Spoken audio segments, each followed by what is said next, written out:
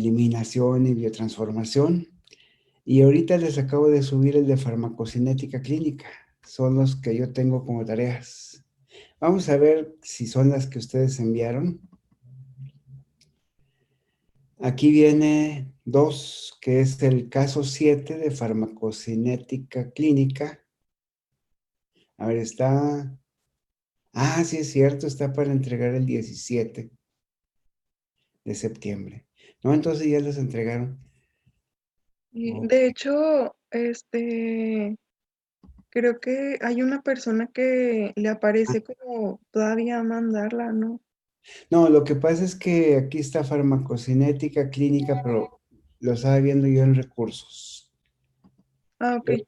Eso no es problema, yo lo elimino aquí y ya vamos al corriente, pues. Entonces ya entregaron lo de farmacocinética clínica en tareas. Perfecto. Ok. Bueno, pues entonces vamos al corriente. Y listos para eh, empezar ese tema. Nada más sí les aviso que en farmacocinética clínica las estrellas van a ser ustedes, ¿ya? Ustedes son los que van a explicar cómo se hacen los cálculos, porque se trata de que los aprendan ustedes. Yo ya me lo sé, ¿verdad? Ni modo que me ponga yo solito 10. Entonces, y precisamente ese libro, su ventaja es que va diciendo ahí paso a paso, cómo se hacen los cálculos. Y entonces, y los está diciendo en español mexicano, este, para que lo podamos hacer, ¿verdad? Entonces les aviso para que no, este, para que estén preparados. Bueno, pues vamos ahora a continuar con nuestro tema. Qué bueno que me dijo, porque lo que pasa es que lo había visto en recursos, pero sí ya estaba en tareas y ya estaba para entregarse. Ya estaba entregado, pues. Muy bien. Em, bueno, vamos a... Decíamos que las reacciones de en fármacos, en biotransformación de fármacos,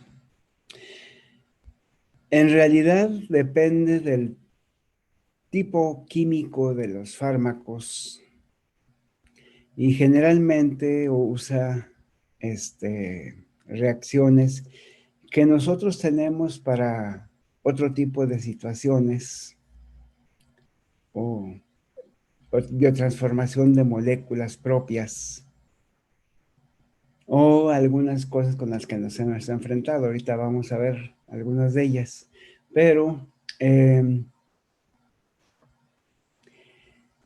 el hígado pues es el órgano que tiene más herramientas, aunque también tiene herramientas metabólicas el intestino, eh, la nariz y curiosamente, bueno, también el riñón y el testículo. El testículo en general está bastante bien protegido. Eh,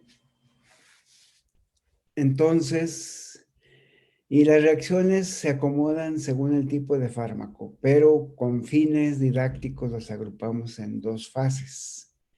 Pero es con fines de nosotros poderlas entender, no porque así ocurran. Eso ya se los decía ayer. O sea, hay fase 1 y fase 2, pero hay sustancias que entran directamente a la fase 2 sin pasar por la fase 1 y hay sustancias que entran a la fase 1 y con la pura fase 1 tienen. Y de hecho también hay muchas sustancias que se eliminan sin necesidad de pasar, que son lo suficientemente hidrofílicas como para excretarse sin pasar por la fase 1 ni por la fase 2. También decíamos ayer que el objetivo principal de el la biotransformación de fármacos es convertir a estos fármacos que son parcialmente hidrofóbicos o a veces bastante hidrofóbicos, hacerlos más hidrofílicos para que se pudieran excretar por la orina, o si no, pues por lo menos por la bilis. Pero esas son un fármaco que es muy hidrofóbico y que no se biotransforma, es muy difícil de excretar y generalmente se acumula en, en tejido graso. Por ejemplo, hay una sustancia que seguramente no, hay un grupo de sustancias que seguramente ustedes no conocen, pero que a lo mejor si leen algo de internet y de noticias de internet las han oído. Pero hay varias sustancias que se llaman contaminantes orgánicos persistentes. Hay de varios tipos. Unas que son mucho de uso industrial, que se usan sobre todo en aparatos eléctricos o a la hora de hacer plásticos resistentes, por ejemplo, los plásticos de los coches, los que están en las molduras interiores y exteriores de coches, y forman parte de ese olor a carro nuevo que a mucha gente le gusta. Estas sustancias son típicamente lo que se le llama policlorobifenilos, o sea, tienen dos anillos fenilo y y tienen, cada uno tiene como, de los anillos tiene como 3 o 4 cloros. Entonces, ese tipo de sustancias eh, nos podemos exponer a ellos a veces por accidentes. Por ejemplo, cada vez que hay quema, que se prende, que se incendia el basurero de Lerdo, que creo que lo hacen cada 3 meses, que se incendia accidentalmente y evitan pues, hacer más rellenos sanitarios porque la basura que había se quemó, entonces ya no hay que hacer otro relleno. Este, ese tipo de condiciones donde se queman plásticos en presencia de sustancias que puedan tener cloro, forma ese tipo de contaminantes.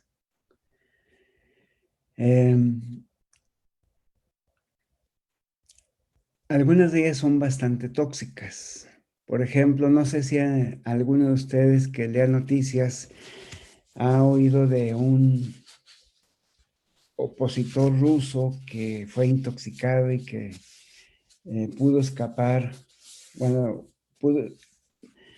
lo envenenaron en Alemania porque estaba de refugiado en Alemania, pero los alemanes sí tuvieron la astucia y la y fueron lo suficientemente inquisitivos para investigar bien y descubrieron que lo habían intoxicado. Y con lo que los intoxican a los rusos, a sus opositores, es con un tipo de estas sustancias que se llaman dioxinas y que ya sobrevivió, pero le quedó el hígado casi hecho polvo y ha dado lugar a una tensión entre Rusia y Alemania. Obviamente Rusia dice que no, que ellos no hicieron nada, pero pues acá no les creen en Alemania. Entonces son sustancias bastante tóxicas y que se tienden a acumular y sobre todo se acumulan en hígado. Hay plásticos que de hecho ya en Estados Unidos están prohibidos para utilizarse en los recipientes estos para almacenar comida. que mucha gente le dice Tupperware. No sé si los hayan conocido ahí en la cocina de sus mamás. Y en estos Tupperwares hay unos que están saliendo nuevos que dicen libres de bisfenol o libres de BPA. El bisfenol es también de fármaco, bueno, no es fármaco, es una sustancia química que sirve para que el plástico no esté duro, que esté más o menos flexible. Y pero cuando ponen comida caliente, se libera ese bisfenol hacia el alimento. Y cuando uno come el alimento, por ejemplo, cuando uno calienta un alimento en uno de estos recipientes, se libera el bisfenol hacia el alimento y luego nos lo comemos. Y ese tipo de sustancias no lo podemos metabolizar. Es muy hidrofóbico, por eso lo absorbemos también, aunque sean cantidades muy pequeñas. Lo absorbemos también, no lo podemos metabolizar porque no tenemos ninguna enzima para hacerlo.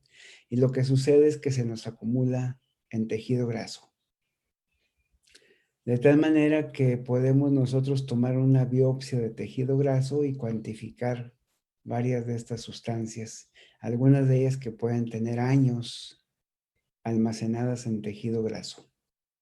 Entonces, pero son algunas cuantas sustancias, casi todas ellas son sintéticas, no existen en la naturaleza, por eso no tenemos ninguna enzima para ellos. Pero sí, fuera de esas sustancias, casi todas se biotransforman. La fase 1 es la que pedagógicamente vemos primero. Y la fase 1 está básicamente realizada por toda una gran familia de enzimas que tienen como principal característica que tienen en su estructura un grupo hemo. El mismo grupo hemo de la hemoglobina es el que tienen esas proteínas. Alguien se preguntará por qué el hígado. No sé si a alguno de ustedes les gusta el hígado. Generalmente ahora a los jóvenes no les gusta el hígado.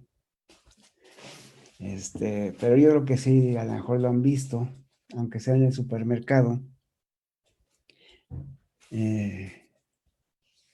Los abuelos de antes hacían unos guisos de hígado encebollado que les gustaba mucho.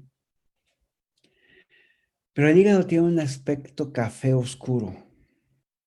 Buena parte de ese color se debe a la sangre, porque el hígado es muy irrigado. Pero también se debe a que tiene mucho hemo, aún sin sangre. Las células son de color café. ¿Por qué? Porque tienen muchos grupo hemo en este tipo de proteínas, de estas enzimas, que en general se le llama citocromo P450. Es un citocromo una enzima que se encuentra en el retículo endoplásmico liso y que generalmente participa en reacciones de síntesis y de acabado final de varias moléculas, pero que si comemos alguna sustancia que puede ser blanco o ingerimos o nos inyectan sustancias que pueden ser blanco de esta enzima, pues sirve y en general es una reacción de oxidación. Como buen citocromo, oxida. Aunque en esta reacción de oxidación primero hay una reducción. Entonces, por eso también les dicen, lo van a ver en algunos libros, que a estas enzimas que se llaman citocromos P450, también les dicen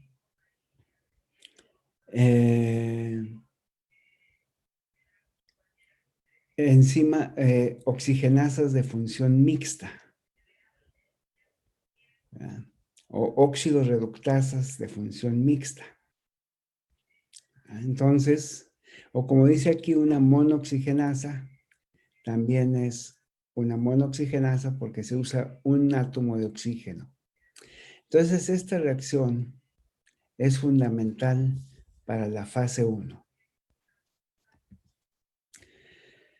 Aquí está el citocromo P450. Como toda enzima, que ustedes ya se la saben de bioquímica, las enzimas están compuestas esencialmente de proteína, que forman lo que se llama apoenzima. La apoenzima es la parte proteica de una enzima. Eso es lo que quiere decir este cuadradito aquí. Y tienen una coenzima, que en el caso de este tipo de enzimas es un grupo prostético, que es un grupo hemo, que está con este cuadrito de color rosa. Y en realidad el grupo hemo, el principal jugador del grupo hemo, el que hace el trabajo, es el fierro. ¿Cuál es la función del grupo hemo con el fierro? Pues lo que pasa es que también ahora ya casi nadie juega béisbol, ¿verdad? No sé si alguno de ustedes ha jugado béisbol.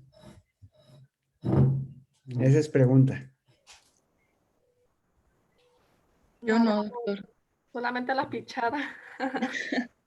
Yo nada más he visto un juego. Nada más han visto.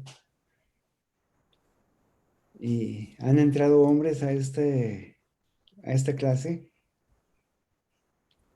Y aquí Y andan. dogs, y hay hombres. Ah, ¿y no han jugado béisbol? No, la verdad yo Yo no. no, doctor, tampoco. Puro fútbol. Puro fútbol, ¿verdad? Pues ese es deporte dicen los beisbolistas y los futbolistas americanos que el fútbol soccer es soccer no por calceta, sino por tonto, pero bueno. Porque pues nada más se usa una pelotita para meterla en un cuadrote y luego casi nadie le atina, nada más meten 1 o 2 goles por partido. Pero bueno, lo que pasa es que el béisbol y el fútbol americano tienen un montón de posibilidades de jugadas y generalmente son jugadas muy planificadas y de mucha reacción. Pero bueno, esa es otra historia. Pues no, pues ya me mataron el ejemplo, porque yo me iba a basar en el ejemplo de lo que hace la segunda base, el jugador que está en segunda base, en la jugada de doble play. Bueno, pues busquen en el... Intenta pasar a la tercera base si ve que todavía no batean la pelota. Sí. Generalmente esa es no, cuando juegan béisbol, a veces el bateador, o sea, cuando batea hay veces que le pega tan feo que se va para atrás la bola. Entonces eso se llama foul. Y a veces le pega y sí se va para adelante, pero hay dos formas de que se vaya para adelante. Una es que se vaya como así tendida sobre el aire, volando la pelota, y a veces hasta sale de la cerca y entonces es un home run. O la agarran los jardineros, o cae en un lugar y nadie la puede agarrar. Entonces, esa es la buena jugada del bateador. Pero hay otro tipo de cuando le pega que se va rodando. O sea, no le pega muy bien, pero se va rodando. Y entonces hay del equipo contrario, del equipo que está pichando, hay jugadores en primera, segunda y tercera. Y hay otro más entre segunda y tercera que se llama shortstop.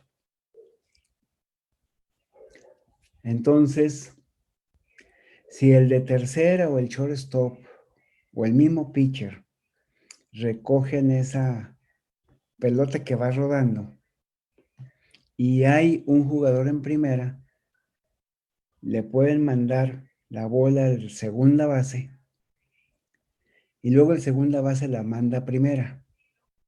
De tal manera que primero quema al que Estaba en primera porque obligadamente tiene que ir a segunda en la jugada. Y luego cuando el segunda recibe y la pasa a primera, queman al que apenas iba para primera. Entonces hacen 2 outs en una sola jugada, lo cual pues es muy buena jugada. Bueno, pues pero pues yo sé que no me entienden porque nada más saben jugar fútbol. Pero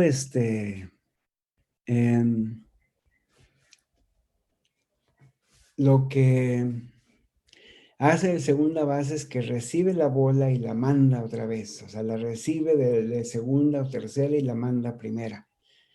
Esto es lo que hace el grupo hemo. Recibe electrones y los manda a otra molécula. Todos los citocromos hacen eso. Por ejemplo, los citocromos mitocondriales que ustedes aprendieron en bioquímica, que están en la mitocondria, lo que hacen es eso, reciben el citocromo y lo mandan al siguiente citocromo. Y eso es lo que es la cadena respiratoria. Pues aquí esta molécula es más o menos lo mismo y se debe a las propiedades del fierro que puede jugar entre +3 y +2. Fíjense bien. Aquí está una droga reducida, o sea, una droga no polar, DH. Acuérdense que en inglés no hay distinción entre fármaco y droga, a diferencia en español. En español, la palabra droga sí tiene un significado más peyorativo, como de que algo que lo usamos para ponernos medio locos.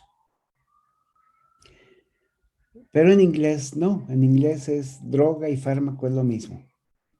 Entonces, por eso en muchas cosas se pone droga. En realidad no estamos hablando de drogas recreativas, sino estamos hablando de fármacos. Entonces, aquí está el fármaco reducido. Entra al citocromo con el grupo hemo, se hace un complejo del hemo con el fármaco. Y luego entra un electrón. Acuérdense que los electrones son los que meten el desorden. Yo tuve un profesor y no se me ha olvidado hasta ahorita que decía que los electrones son como los solteros felices de las fiestas. ¿Ya? O sea, en una fiesta generalmente los más divertidos, claro, no de las de ustedes, porque ustedes todos están solteros. Espero, pero si no, pues ni modo.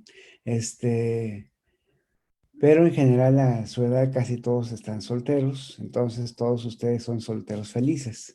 Pero ya cuando tengan 40 o 50 años, luego se nota cuando llega un soltero porque pues, anda para todos lados. No tiene, anda libre, miren, aquí está el electroncito solo. Y anda viendo a ver dónde se acomoda para hacer desorden. Entonces, cuando entra el electrón, lo que sucede, y para eso sirve el fierro puede aceptar el electrón, le dice, vente para acá.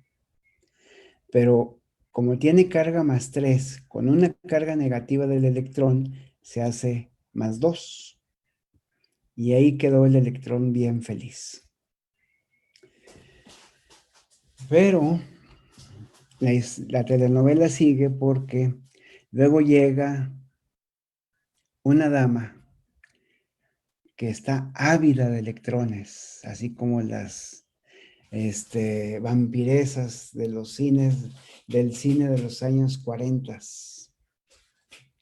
las femme fatales, o sea, andan buscando un soltero feliz o alguien que les dé cariño.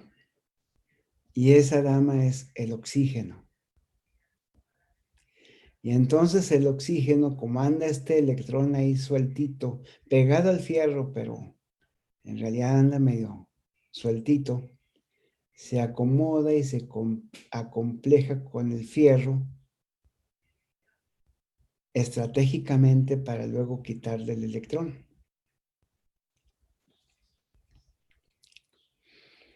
Y entonces aquí entra una enzima que se llama NADPH P450 reductasa y otro citocromo que se llama B5, y ese mete otro electrón y una molécula, digo, un átomo de hidrógeno. De tal manera que el oxígeno, acuérdense que el oxígeno molecular está como O2, pero ya con este electrón y este hidrógeno se hace un peróxido. El hidrógeno se pega a uno de los oxígenos pero todavía quiere el electrón, hasta que finalmente el oxígeno, esta molécula ávida de electrones, se sale con la suya y se lleva el electrón y de una vez se lleva los hidrógenos y sale como agua.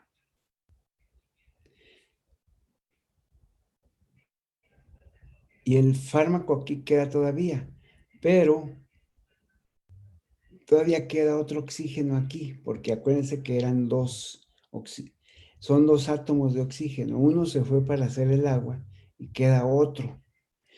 Y ese oxígeno es bien inestable y termina de arrancar, porque aquí han entrado dos electrones, uno aquí y otro acá. Un electrón se fue aquí y el otro finalmente sale pegándose el hidrógeno al fármaco, pero fíjense bien que ahora el fármaco es el que tiene el oxígeno. El oxígeno se acomodó primero con el fierro, pero ahora se queda con el electrón. O sea, ahora el fierro se volvió a quedar como +3. Y ahora el que se oxidó fue el fármaco. Y sale el fármaco como un hidroxilo, o sea, oxidado. Fíjense bien cómo entró y cómo salió. Sale oxidado.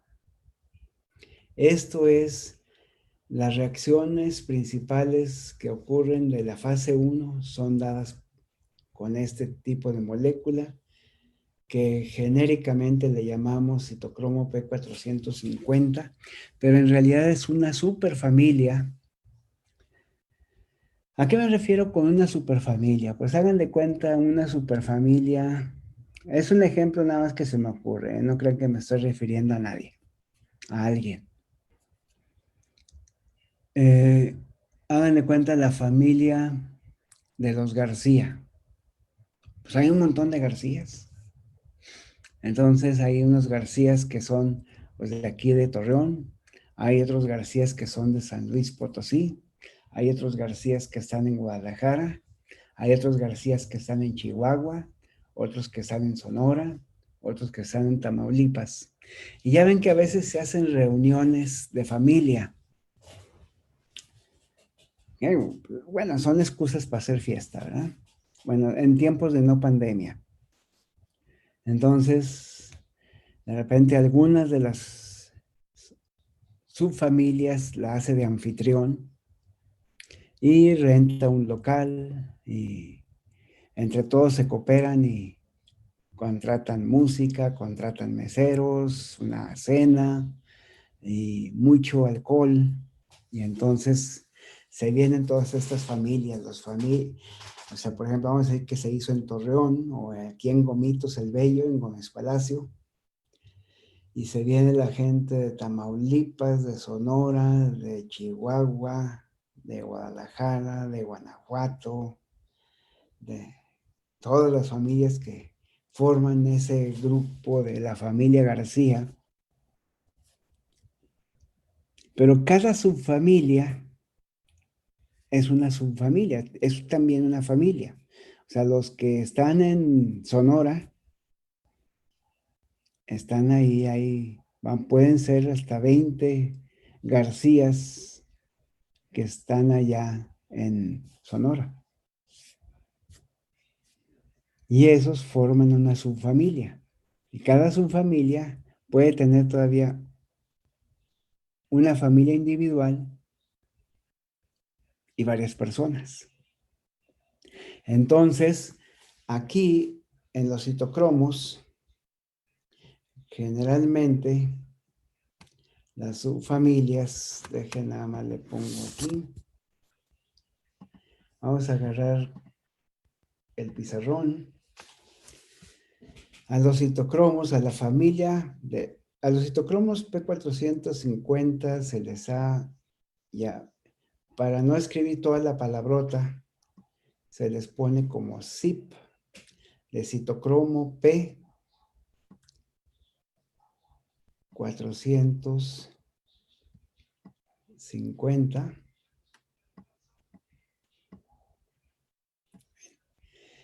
Y se abre una subfamilia, que dejen ver a ver qué pasa si puedo escribir texto. Y algunas generalmente se les llama zip.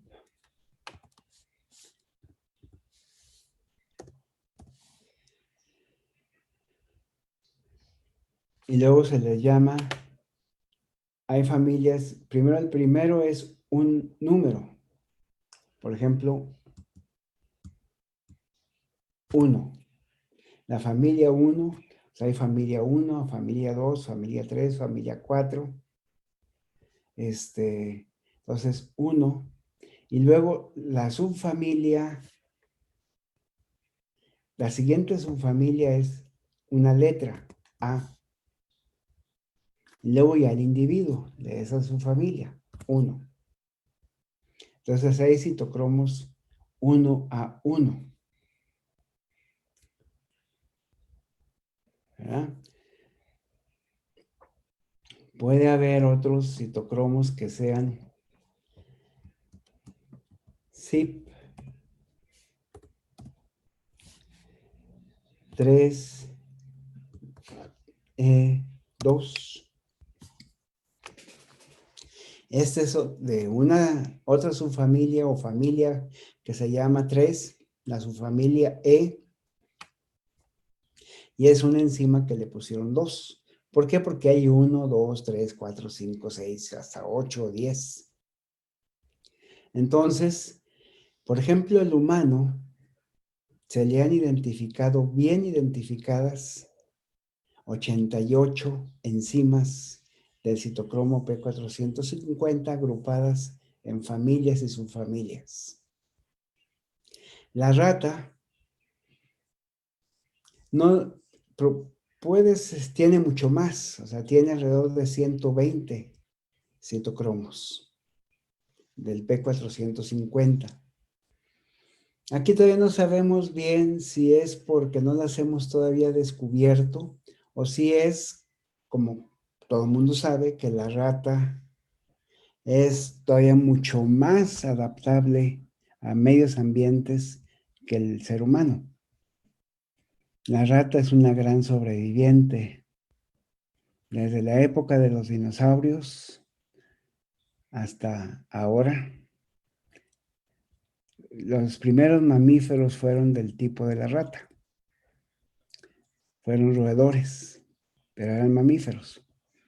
Entonces, fueron los que se pudieron adaptar a esa hecatombe que fue donde murieron los dinosaurios, pero los pequeños mamíferos son los que subsistieron. ¿Verdad? Entonces, bueno, esa es la teoría, lo que dice la teoría de la evolución. Entonces, la rata tiene todavía muchas más herramientas de adaptación y entre esas herramientas de adaptación son los citocromos. Entonces estos, o sea, también hay, vamos a poner otra,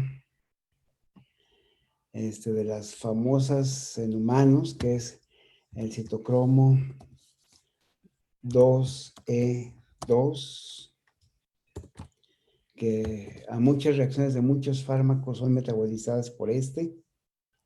Por ejemplo, el 1A1 participa en la biosíntesis de algunas hormonas esteroides, pero también es fundamental para defendernos de los hidrocarburos que vienen de los incendios. O sea, una de las cosas con las que sí hemos tenido que trabajar metabólicamente es con el humo. Ya ven, ahorita hay muchos incendios forestales allá en California. Bueno, incendios forestales siempre ha habido desde que éramos hombres de las cavernas. Y yo creo que antes todavía cuando éramos homínidos y todo. Entonces, el humo es bastante tóxico y además a la larga es carcinógeno. Mucho de la carcinogenicidad del humo de tabaco se debe al humo, no tanto al tabaco en sí, sino a los productos de la combustión del humo. Entonces, este citocromo es el que nos defiende de del humo. Y también participa en la síntesis de algunas hormonas esteroides. Hay muchos fármacos que son metabolizados por el 2E2 y hay varios. O sea, esto ha hecho una nueva subespecialidad en farmacología que se le llama farmacogenómica.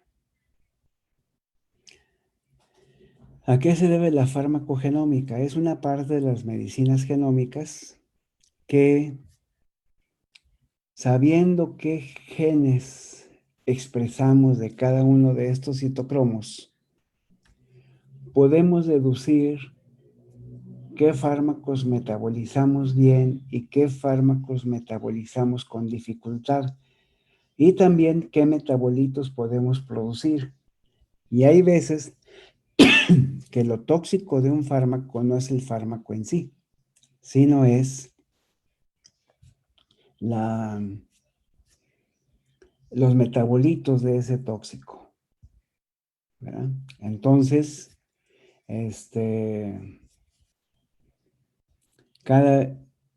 por ejemplo, no sé si han oído hablar de un Instituto Nacional de Medicina Genómica, que es un instituto de salud que está ahí en la Ciudad de México, y que lo que está haciendo es tratando de aplicar y simplificar los estudios de medicina genómica. Se usan para muchas cosas, desde para saber realmente, por ejemplo, los estudios de paternidad, eso se hacen por detectar la genómica del hijo y la genómica del padre y ver qué probabilidad tienen de que sean padre e hijo, o si es poco probable que sean padre e hijo.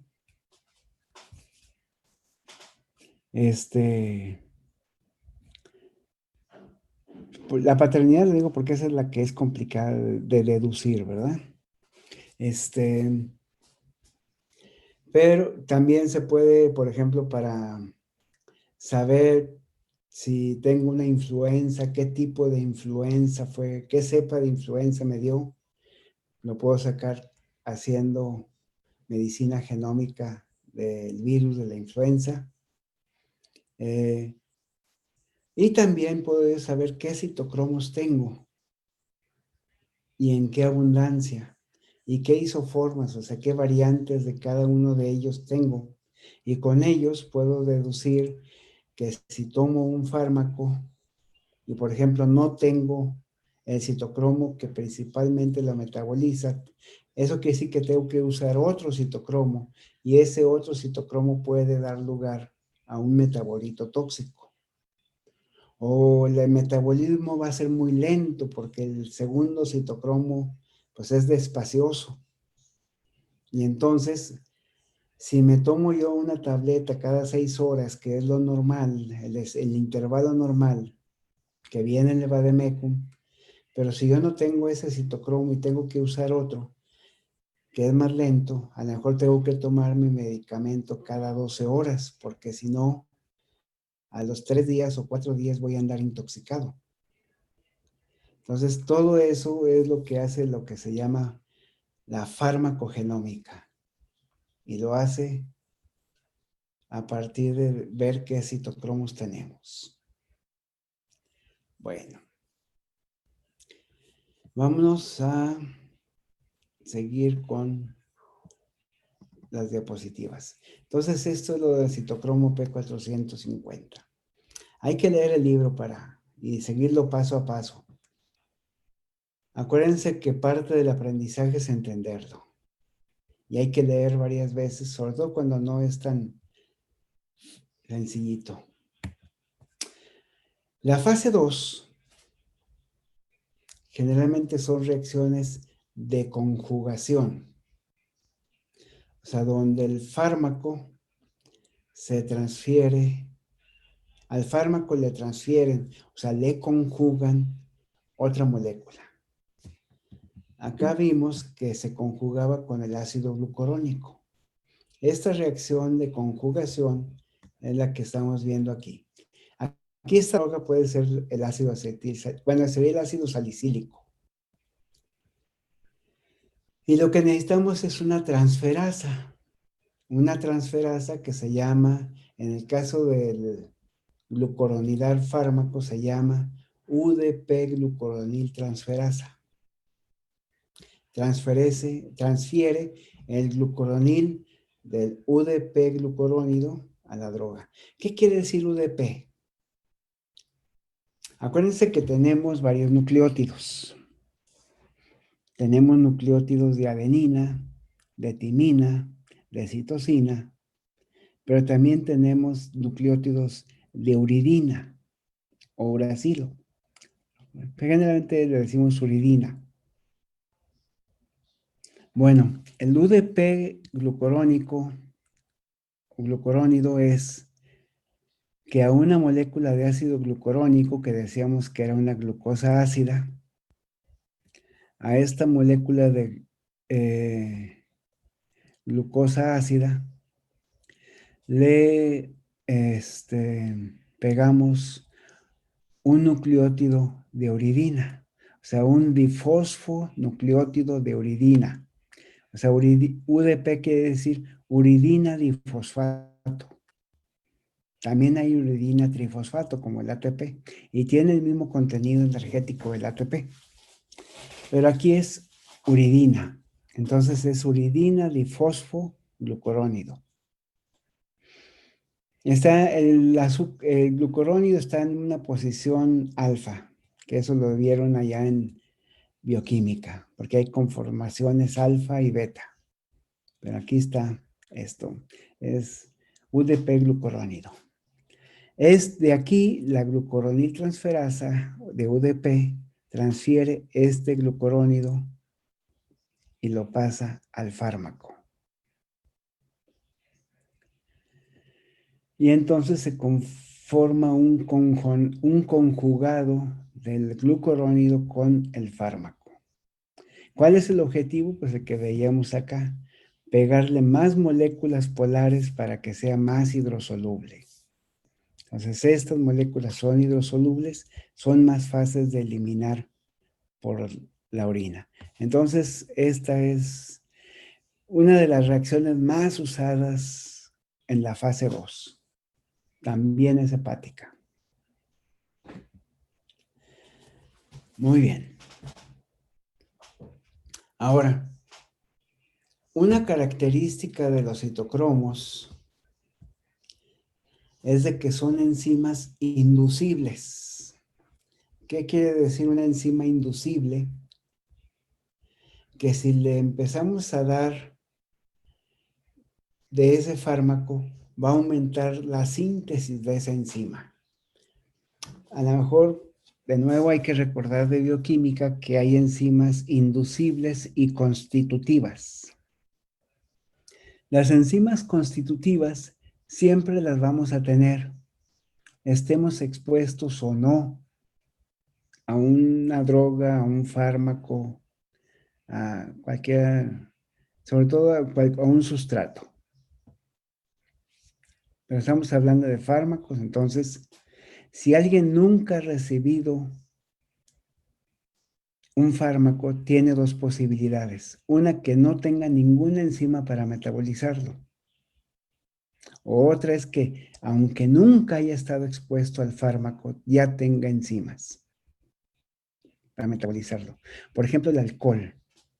El alcohol, por ejemplo, a la edad de ustedes que nunca han tomado alcohol, ustedes, aunque no lo crean, sí tienen una enzima que metaboliza alcohol, que es constitutiva, porque hayan o no hayan tomado alcohol, ustedes tienen esa enzima en sus células hepáticas, que es la deshidrogenasa alcohólica citosólica.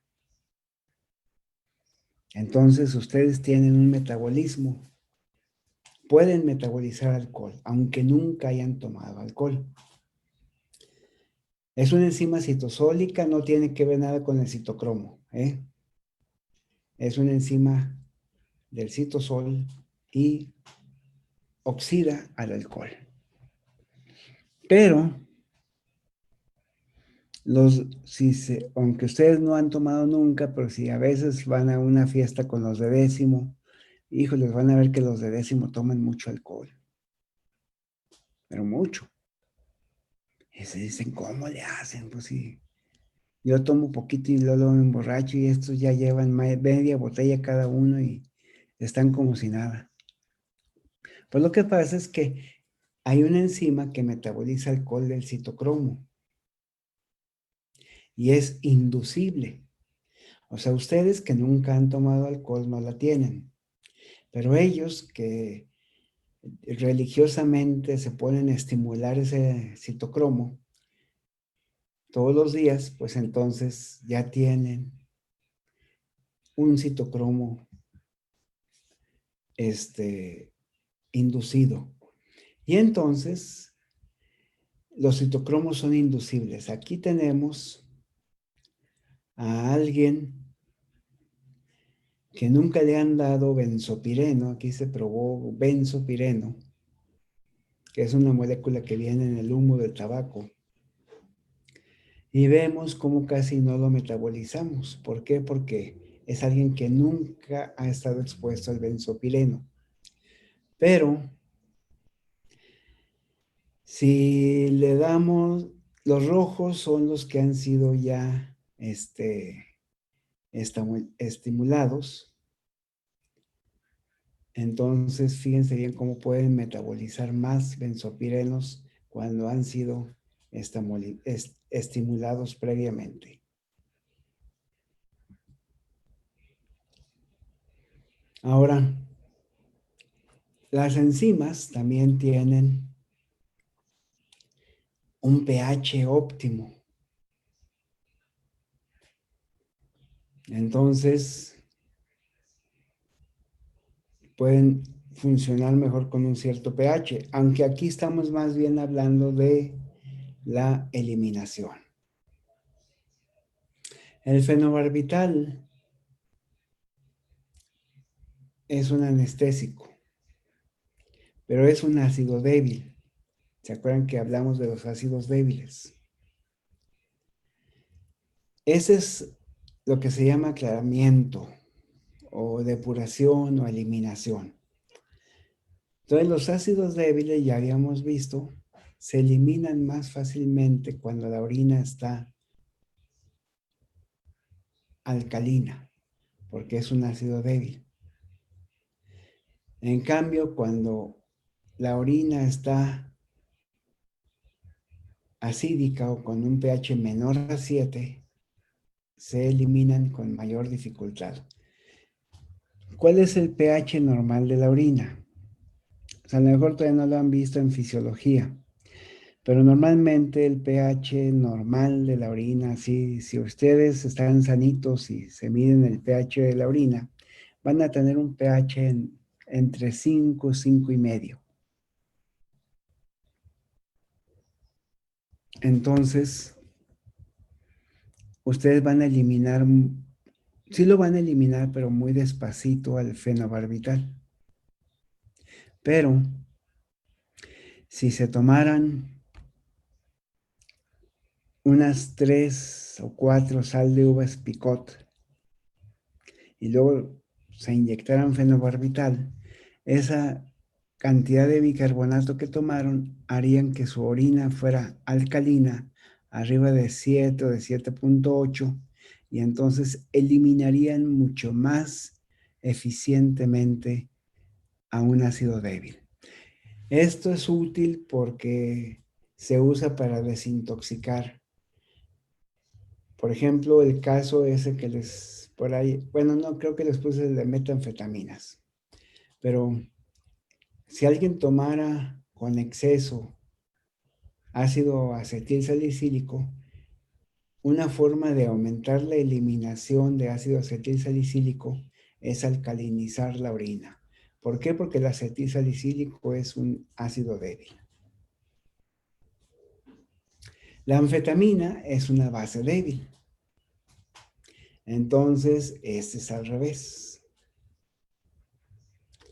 Este se va a eliminar más fácilmente cuando el pH es acídico. En cambio, cuando el pH es alcalino, se va a eliminar muy poco. ¿Verdad? La concentración en plasma, pues también, esto hace que al eliminarse rápidamente en un pH alcalino, hace que la concentración plasmática sea menor. Y entonces desintoxiquemos más rápidamente al paciente. Y también la respuesta psicológica, esta es una anfetamina.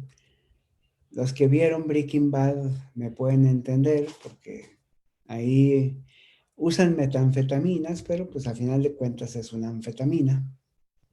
Entonces, la metanfetamina logra concentraciones más altas en cerebro, entonces se estimula mucho más que la anfetamina normal.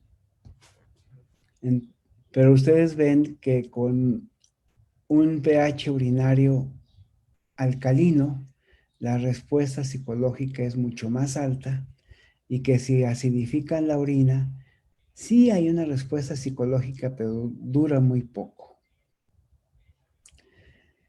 Ese es el impacto del pH para la eliminación, o sea, el pH también participa en la eliminación. ¿Por qué? Porque en la eliminación es al revés, si el fármaco está ionizado, no se regresa. Acuérdense que en la eliminación es por filtración. Entonces, el problema es que hay reabsorción. Cuando el fármaco está ionizado, no se reabsorbe. En cambio, cuando el fármaco está no ionizado, sí se reabsorbe. Bueno, en esta nos quedamos para la próxima clase. Bueno, Gracias, doctor. ándale, El lunes, doctor. el lunes.